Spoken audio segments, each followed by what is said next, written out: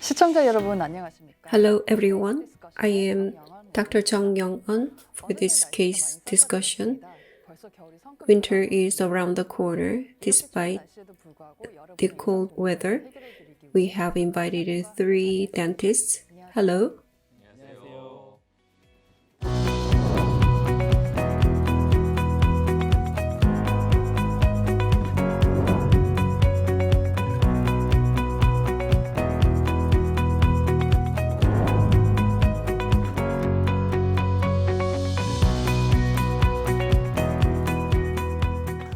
So we will discuss about issue raised by our viewers after implant is placed.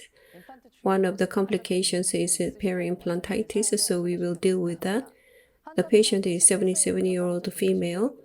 Medical history shows osteoporosis, hypertension, diabetes. It says she has received osteoporosis injection from October 2018. Implants were placed in another clinic and inflammation is getting worse despite the treatment. So what should be done?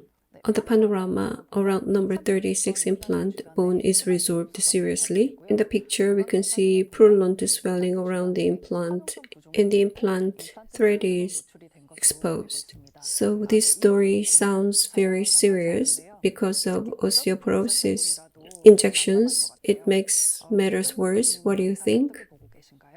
First problem is the osteoporosis injection. Osteoporosis patient receives bisphosphonate because of the problem in the vertebra and the hip joint. So when they receive the dental treatment, the related jawbone can develop necrosis. There is a consensus reached, which is known to endocrinology department. And if the bisphosphonate treatment has been administered for about 3 years, it's okay. But it persisted more than 4 or 5 years. Drug holiday should be taken and it should be stopped. So the duration of administration is important. Injection is more serious than the oral pills. Systemic use is more serious, like agents for breast cancer to prevent bone metastasis. In this case, the patient has diabetes. So if you have diabetes, the systemic disease is more serious. If the patient is on steroids for a long time, that's more problematic. These days, we have more consensus. So we need to pay attention to osteoporosis, and we don't really need to be scared about that.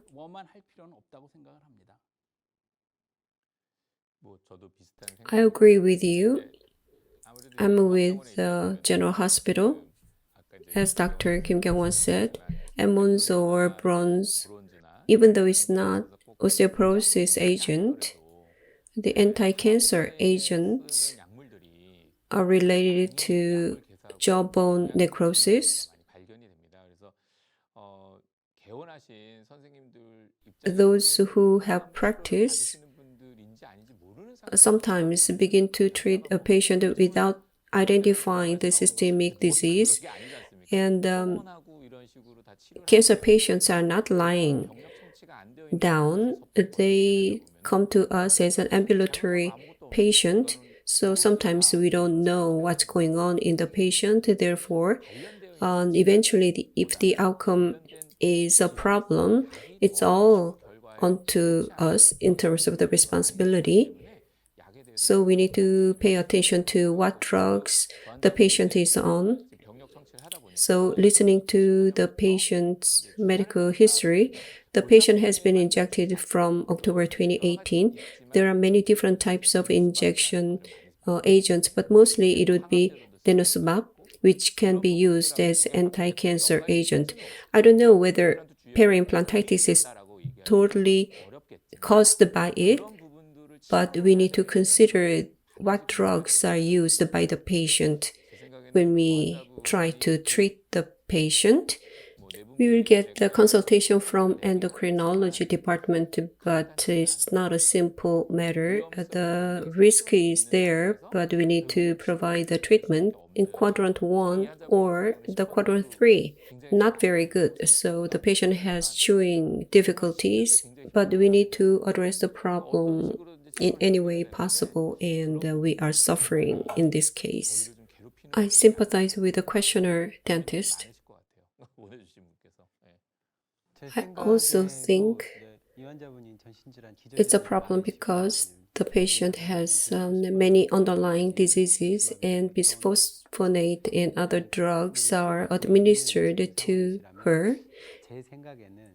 The peri-implantitis, whether it is caused by the drugs, but more importantly, we need to look at the reaction after implants are removed and what future treatments will be provided. That's very important.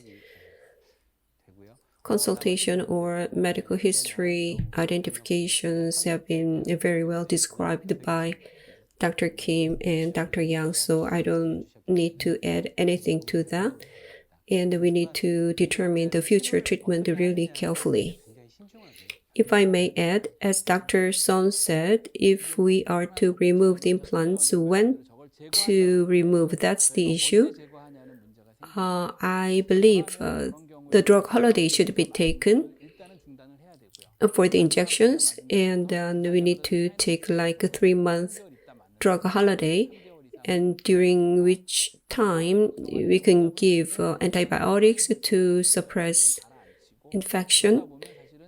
After that, we can determine whether we will remove the implants or not. We should not hastily remove them. They can lead to a bigger problem. Therefore, we need to pay attention to the drug holiday. So that has been the discussion on the problem raised by the questioner dentist. A similar case is prepared. I believe this will help a lot for the questioner. Dr. Son, implants are placed, and after prosthesis delivery, to treat the peri-implantitis, it should be a multi-step treatment, but ultimately it boils down to whether to explant or save it. So based on that, let me introduce the case that I have prepared. This is very simple treatment to maintain the implant. So throughout the quadrants at number 6 and 7, implants are placed. Crest bone loss at number 36 is observed like this, more so distally. I wonder why this happened. That's an important question. In most cases, the question is not really answered. Yet the patient has very strong chewing force, therefore the occlusal force may be the reason. And I decided to maintain the implant. On the CT, bone disappeared on the crestal part. After removing the prosthesis, there's exudate and the swelling, and also the hexa of the implant is contaminated. There are many problems.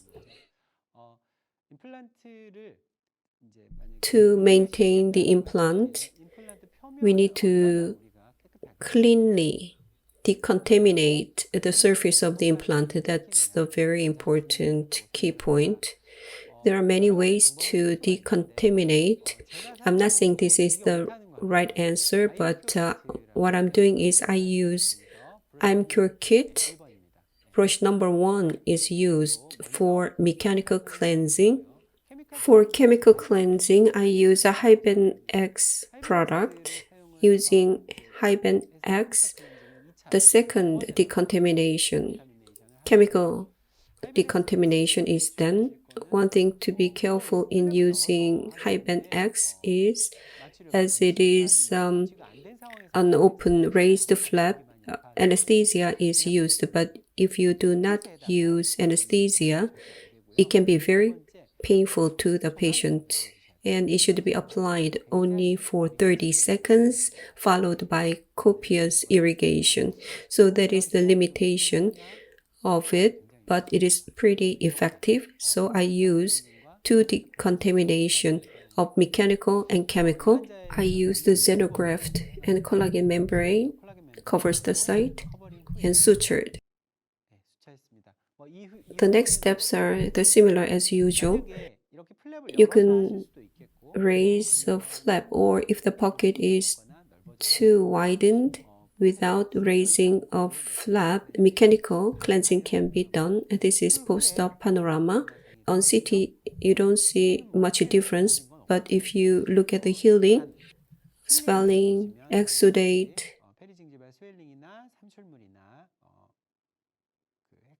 contamination of internal hacks are all gone.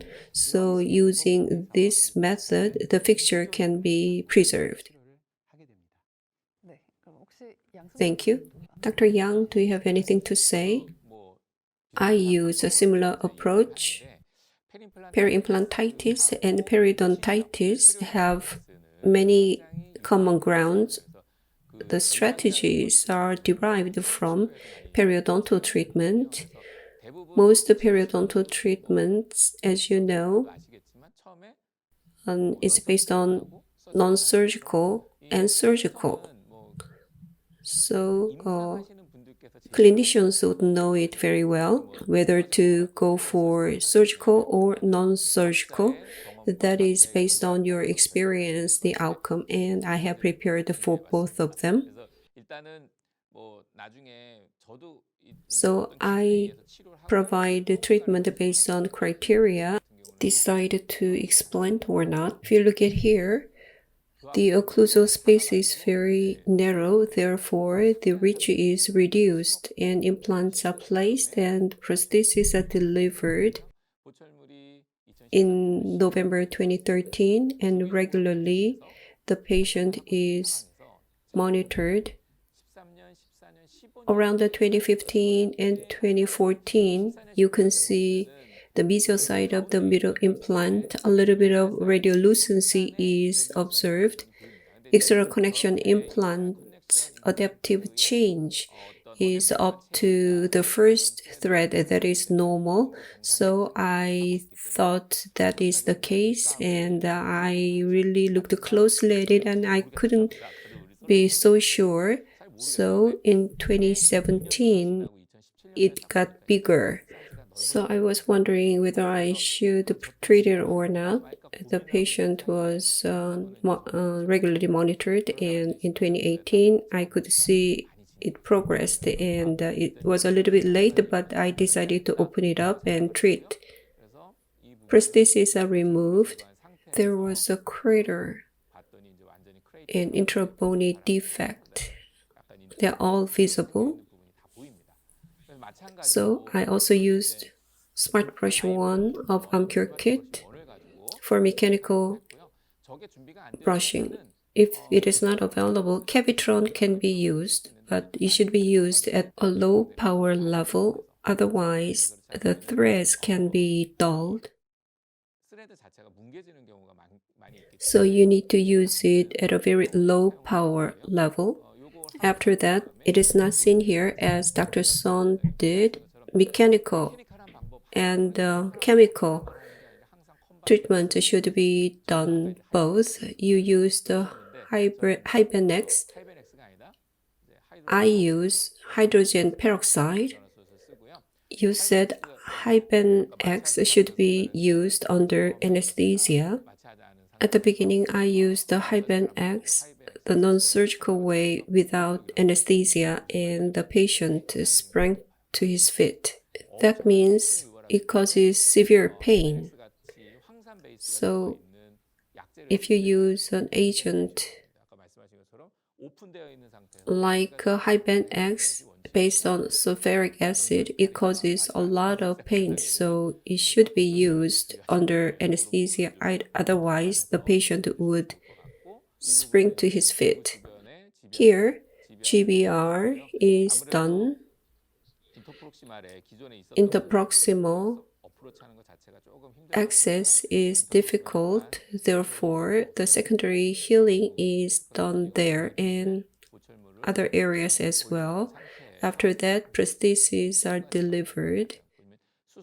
It is being healed, and radiolucency was observed before surgery in the distal side of a middle implant. It is ossified and provides a support, but if you ask me whether it will be osseointegrated, in this case, I don't think so.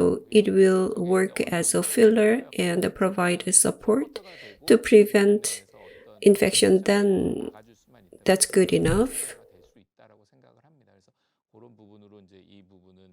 So, surgical intervention is done here, but commonly for perio treatment as well, non-surgical approach is used before surgical approach. But surgical approach was an indication in this case. But in many cases, I don't do the surgery. Implants were placed in 2009 for various reasons. He came back in 2014.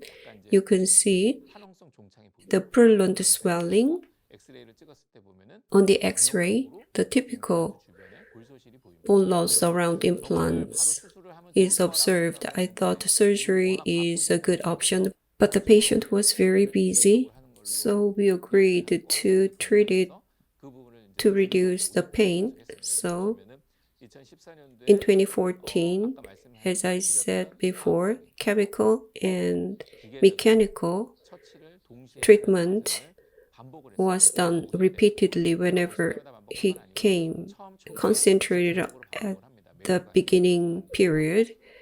After that, every visit, the treatment was provided. Compared to 2014, in the subsequent years, you can see stabilized soft tissue. The bone is also stabilized. The condition was maintained until the end of last year. Compared to the beginning, it was like this. August 2014 can be compared to December 2019. I didn't do anything. I didn't reduce the tissue at all. I just eliminated the source of inflammation and cleaned the surface, and naturally it is healed. Compared to 2014, the bone is very well maintained.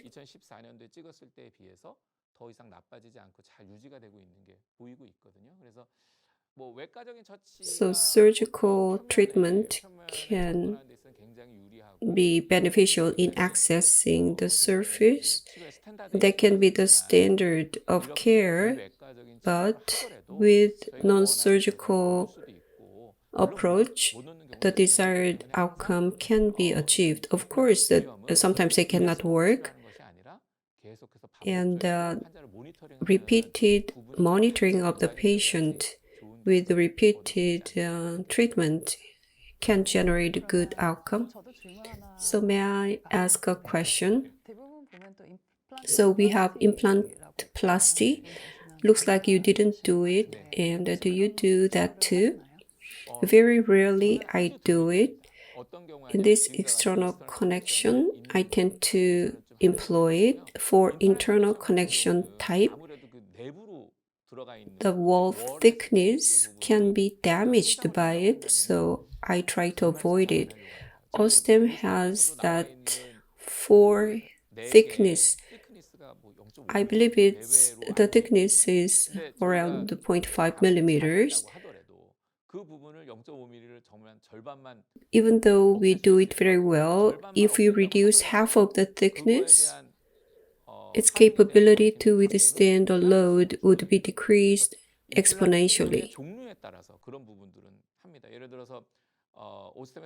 SS3 implants of Osstem, it has nothing to do with the thickness, unlike TS implants.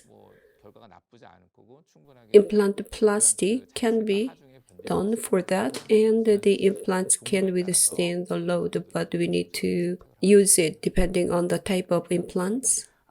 Dr. Son, do you have anything to add? There are many approaches for peri-implantitis, but the most important thing is we need to make the situation not to develop peri-implantitis. We need to place implant position in correct positions, and we need to provide a good treatment. That's something we cannot overemphasize. But the regular checkup is the most important thing for the longevity of implants.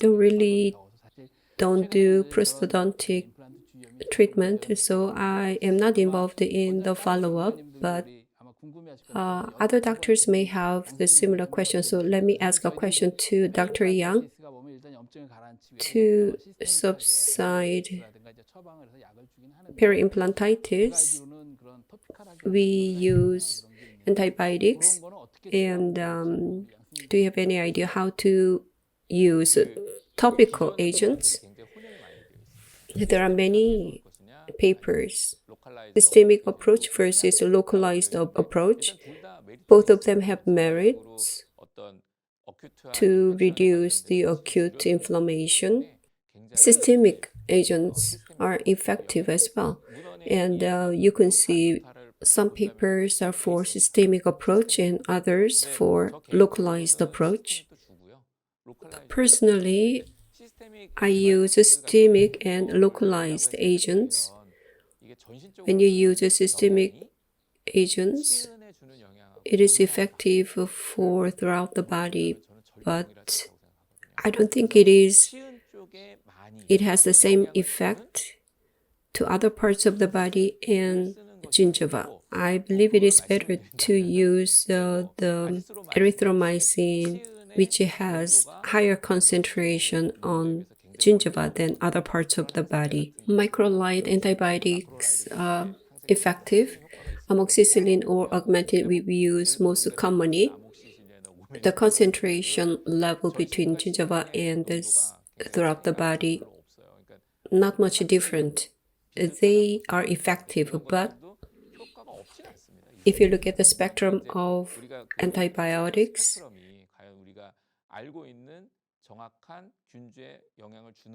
are they effective for the bacteria that we know?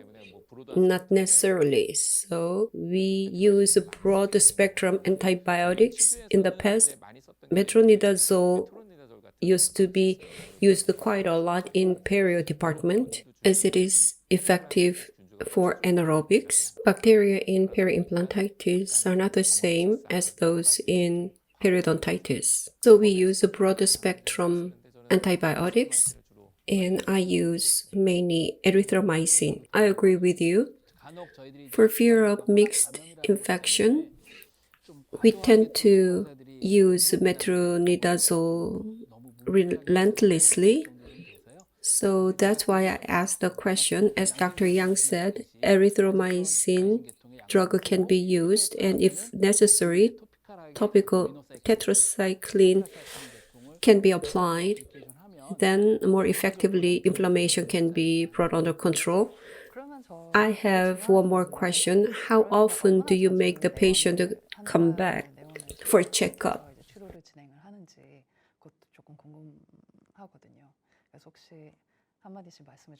So would you make a comment on that? I believe this question is for Dr. Yang, who is a periodontologist. Regarding how often, actually the academic research is evolving based on our research and the experience. In the past, non-surgical intervention was treated like non-effective. However, non-surgical treatment was done once and waited for 3 months to see the result. But from mid-2000, some people doubted that, and they tried to shorten the checkup period like every 2 weeks or every month or every week, regardless of the treatment, be it laser or chemical treatment, regardless of the treatment mode. When treatment is given regularly and repeatedly, the result was pretty good. Some reported a good outcome of it for 6 months, and some reported it continued for 2 years. And my protocol is I both use chemical and mechanical treatment every week for 3 or 4 times, and after that, when inflammation is gone, I use the regular checkup to maintain the condition. Thank you for the answer, Dr. Son. You have prepared a similar case. Would you introduce that? It is not a similar case, it's the opposite case actually. We talked about the conservative treatment option to preserve or keep the implant. Actually, dentists who have a private practice, 90% of the cases we remove the implants to treat the peri-implantitis. And let me introduce my case. In September 2017, the patient came to me. This is the panorama taken at the initial visit. The 3 implants in the quadrant 3, the first one had peri-implantitis. If you look at upper anterior, there were 3 implants there, but naturally they just came off and only 2 of them are there. At quadrant 2, 4 implants show crestal bone resorption. So the patient came to me and resolved the problem. The first problem, the CR ratio is really asymmetric in both jaws. 1.5 millimeter hex driver cannot be used. The crown ratio is very big. That is the reason.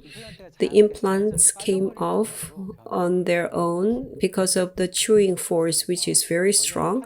So I addressed the quadrant 4 first. Implant was separated. You can see the typical pus, external hex.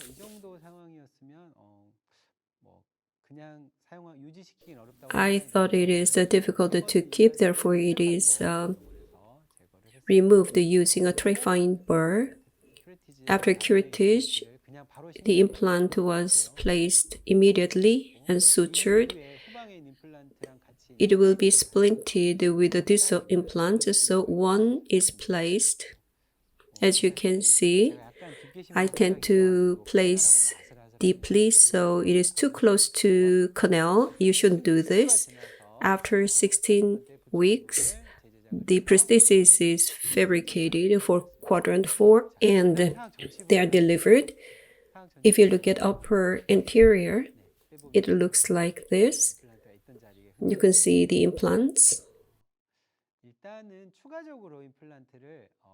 3 more implants were placed and GBR was done. Why did I do that? I didn't want a temporary using the 2 remaining implants. So implants were placed and it didn't last long. It came off naturally. That means peri-implantitis, and for survival of implant occlusion, the chewing force plays a very important role. In May 2018, the neck fracture occurred like this. So prosthesis is delivered to the upper anterior. After that, the fractured implants were to be removed. EFR kit is used here. Since the launch of the kit, the removal is done using the kit. Bone damage is minimal compared to the removal using trifine burr in the past. The defect is serious. So in this patient, I tried to place thick implants. I placed the 5 millimeter implant wherever possible. Now, quadrant 2 is remaining. I really curse the dentist who did this job. As you can see, a CRP prosthesis, and before resin packing, cotton packing was done. You shouldn't do cotton packing in this situation. It was very smelly and very difficult to remove. Teflon tape or silicone products need to be used. Implants were removed using EFR kit. 2 of them were removed, but there is no space for 2, so 1 was placed.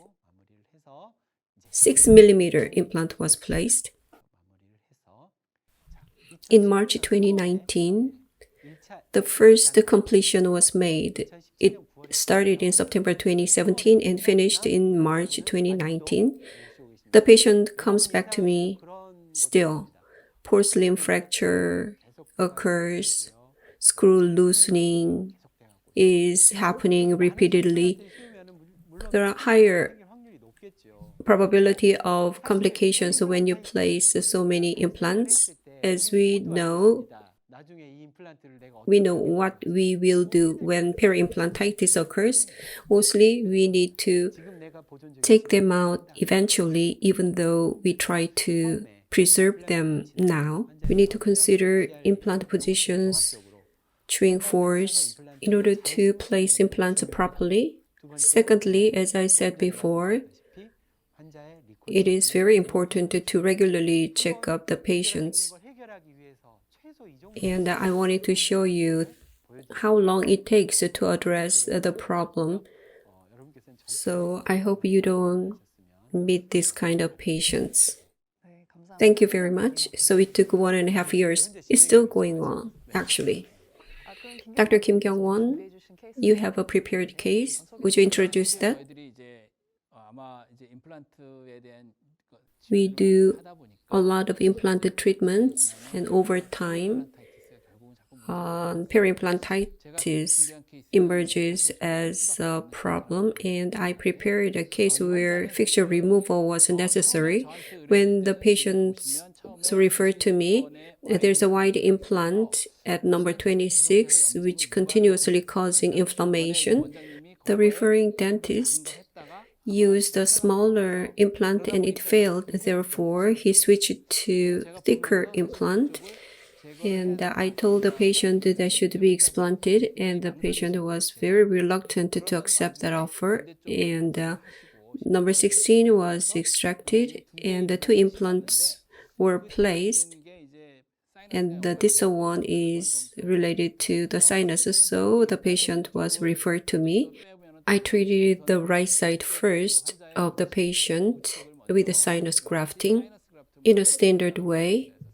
After sinus graft, after using the right side, the patient felt discomfort on the left side. The buccal bone is almost gone. So at that time, the patient experienced the comfortable right side, and the patient was afraid of losing teeth because he thought he wouldn't be able to choose. Now he experienced the comfort on the right side, and the inflammation was quite severe, so prostheses were removed, and now inflammation is subsided. I opened the flap, and you can see the buccal surface of the implant. EFR kit can remove the fixture easily. In the upper case, the implants were loaded for about 3 years, and there's no buccal bone. EFR kit or even fixture driver can be used to remove the fixture.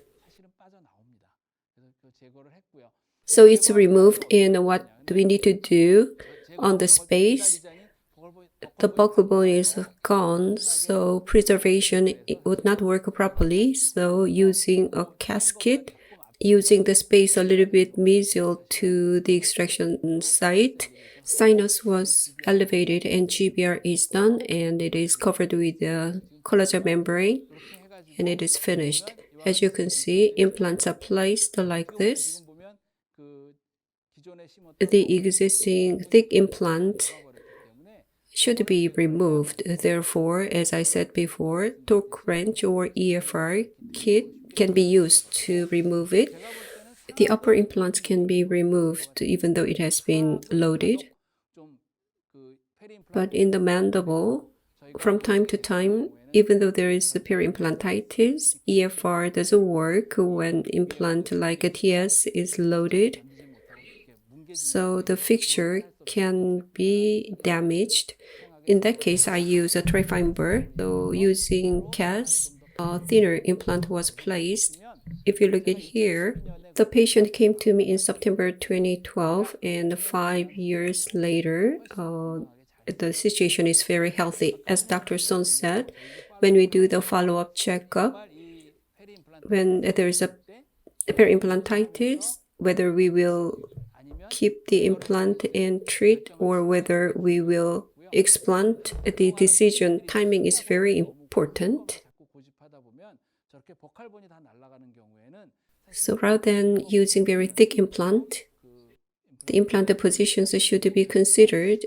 In my case, in the posterior, 5.0 millimeter, maximum 5.5 implant I use. So thicker implants is not necessarily a solution. So that's why I'm showing this case to you. So 3 dentists explained how to treat the peri-implantitis. So I hope this has been helpful to the dentist who raised this issue. Do you have anything further to add? I ask your comment. Please go ahead. Peri-implantitis is very difficult, at least for me. I don't know what will happen in the future. As I repeatedly say, you need to do recall checkup regularly.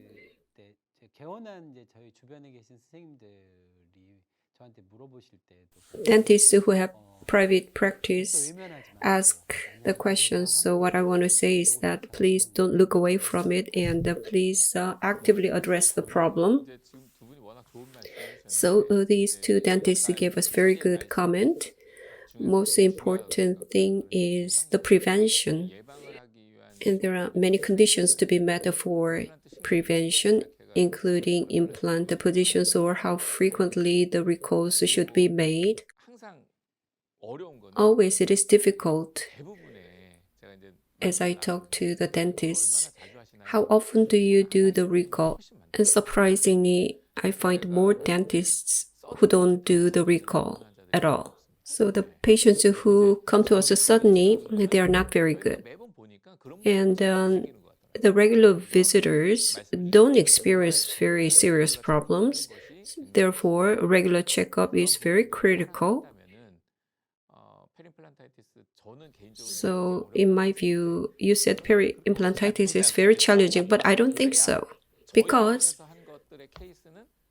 if we follow up our patients very thoroughly, of course there are some lost to follow up. I showed you keeping the implant cases because it can be done. So those patients need to visit us regularly, and you showed a case where I was hesitant to do the surgery from the beginning, but the most important thing is to prevent the situation. I totally agree with Dr. Yang, as we have Dr. Yang and such excellent periodontologists, we can do our job more comfortably. Prevention is very important. In the past, we placed too many implants, like 1 for each tooth. As was discussed, positioning is very important, and the peri-implantitis patients have short distances between the implants. Therefore, we need to have at least 3 millimeters between the implants to facilitate the cleaning.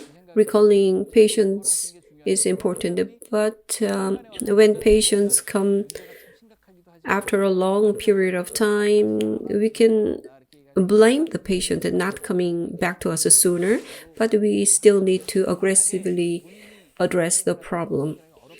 And if you are not sure about how to deal with it, you can refer the patient to Dr. Yang or such excellent periodontologist.